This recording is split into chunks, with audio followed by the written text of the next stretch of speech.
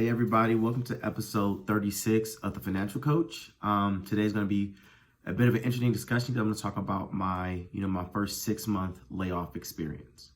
So some of y'all haven't looked on LinkedIn the last few months or last year. A lot of people have been laid off from a lot of white collar jobs. I'm talking tech, consulting, banking space. And was one of those people impacted. So I was laid off from my firm in April of this year, and it took just over 6 months for me to find my next job opportunity. However, I was able to financially survive that by doing several things, which I'll get into right now. So before I get into it, I want to highlight that during a 6-month unemployment experience, I wasn't necessarily financially stressed. I was stressed about, just losing the job and how things don't work out in life as they should, but I never needed to call a parent or a family member or a friend to borrow money.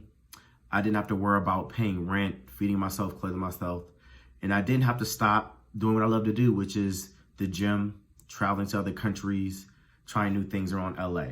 And so the next 5 or 6 activities and topics I'll hit on are the things that I did to make sure that I was financially stable for situations unexpected, such as a job layoff. So first and foremost, I had an emergency savings account. That emergency savings account had about 7 months of living expenses in it. So that means that once I lost that job and that next paycheck wasn't coming, I could then pull money from that emergency savings account to pay for rent, for clothes, for food, and the basic necessities until I found my next job. Second, the company that I worked for, they did provide a severance. That package was about 1 month worth of income.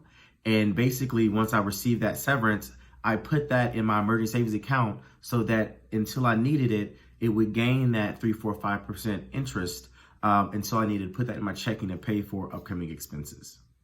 Third, and the key one is I applied for unemployment, right? So when you pay those taxes and Social Security taxes, you're entitled to unemployment insurance and things of that nature. So once my income was now 0 and I applied for unemployment, then you're able to get some sort of income from that. So the important thing is though, once you get laid off, make sure to apply for it as quickly as possible because it takes a week delayed to either get approved or once you're approved a week before you actually can start that process. So it wasn't until a month or 5 weeks later where I got my first unemployment check.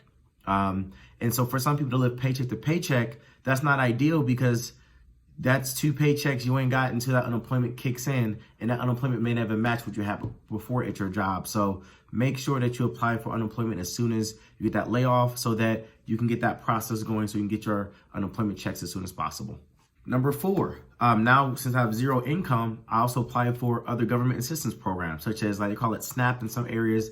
I got the EBT card for food, as well as apply for Medicaid. Because one, you need to make sure that you put a lot of money through your taxes to a lot of these services, and now you're allowed to access them. So I was able to get the EBT card, so I can go to Rouse and go to stores and buy groceries. And for the Medicaid piece, you always want to make sure that you're not in a position where one drastic event happens and then it can wipe out all your savings, such as a health issue. So I need to make sure during this unemployment period, if I get hit by a bus, if I have a heart attack, if somehow I find out I got cancer, I am insured so that my risk of losing all my financial wealth I built to pay for hospital bills is held at a certain amount. So it's important to make sure you pay for or you apply for these programs such as food programs and Medicaid programs to make sure that you're covered in those extreme areas. Next, there's other government programs as well. So I have AT&T as my Wi-Fi provider at home. And I got an email saying, hey, it looks like you've been approved for government programs. You may fit for this AT&T program where you can get free Wi-Fi. So as of right now, my Wi-Fi bill went from $56 a month to 0 because of this program. I don't know if they're going to reach out to me once my next job starts, but until then, my TV, my laptop, my phone, the Wi-Fi I don't have to pay for it due to this unique program that they have. I'm not sure if it's around the US or just California, but it's been able to help out. Next, with federal student loans, I applied for the SAVE program. Because remember, I'm applying to these programs with proof of I have 0 income. So now with SAVE program, my federal loans, they don't gain interest and I don't have to pay them for a whole nother year. So what I will do is when I start work, I'm gonna put the money aside into a federal account for in my high yield savings account so that in a year from now, I'll have $4,000, $5,000, $6,000, $7,000, $8,000 so that once my student loans start again for federal piece of it, I can pay a big chunk of it off and get that 5% gain because that money was saved up in a high yield savings account. Next, another biggie is I did reduce some things that were unnecessary in my life. I reduced going out as much and buying alcohol at bars and clubs. I reduced going out at restaurants and doing bottomless mimosas and brunches and things like that. And I took more time to go get grocery shopping and spend more time going at home and spend time with friends and neighbors inside my own apartment, which I can just have just as much fun and enjoy it without spending an extra amount, especially when you're in a city like LA where things can be fairly expensive. So by being able to still have just as much fun enjoying life, but spending less money is something where it's now just a new habit that I have that I'll continue to go for it, even though I'll be starting my next job soon. And another big piece of it, it may not necessarily be financial. The seventh area I want to talk about is actual just overall health. So one key piece is I focused on my mental health. So I started doing therapy again. And therapy either talk about the job loss or just life in general, because it's good to get that different perspective. I also focused on my physical health. So I continue to go to the gym, right? I continue to cook more at home by going to the grocery store and cooking things that are healthier for me, right? I took care of my emotional health by talking to friends and family and video chatting with them a lot more and just, getting their love and energy that I would need.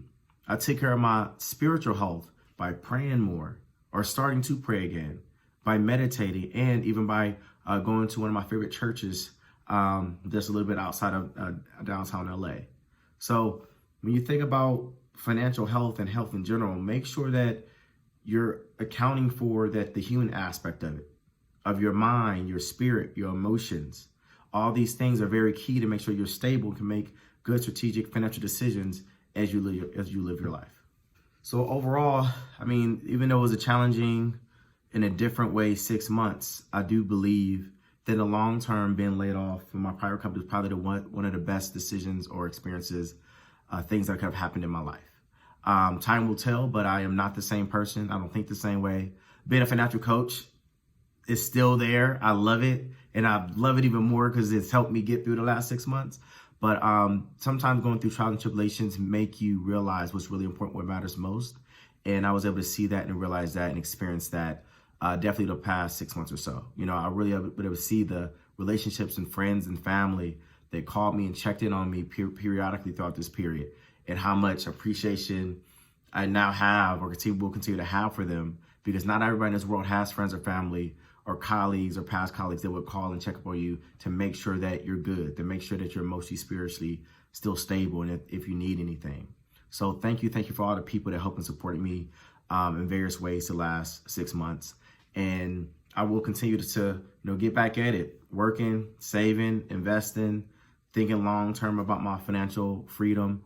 And I'm definitely going to get there. And thanks to my knowledge, my experience, my habits, as well as the people around me, the last 6 months were nowhere near as bad as other people may experience a job loss. So last but not least, one of the biggest persons or people that have supported me since the day I was born, and definitely supported me when I left GE years ago and through this layoff, is my mom.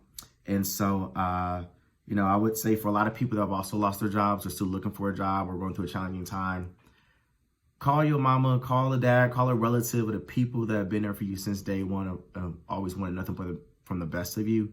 You'll never know how the words that come out their mouth could refill your spirit. And so I'm really happy and appreciate that I have a mom that's alive and well and healthy and really cares about me. And she's done so much over the course of my life to get me and my brothers to where we are. And so I'd be excited to go home for this Christmas, to bring them some Christmas gifts and hug and kiss my mom and see my family. And so once again, so that's episode 36 of The Financial Coach. Thank you all for listening. Please follow me on IG at KeithJ_The Financial Coach, as well as my YouTube channel, Keith E. Jonathan, The Financial Coach. Have a good one. Peace.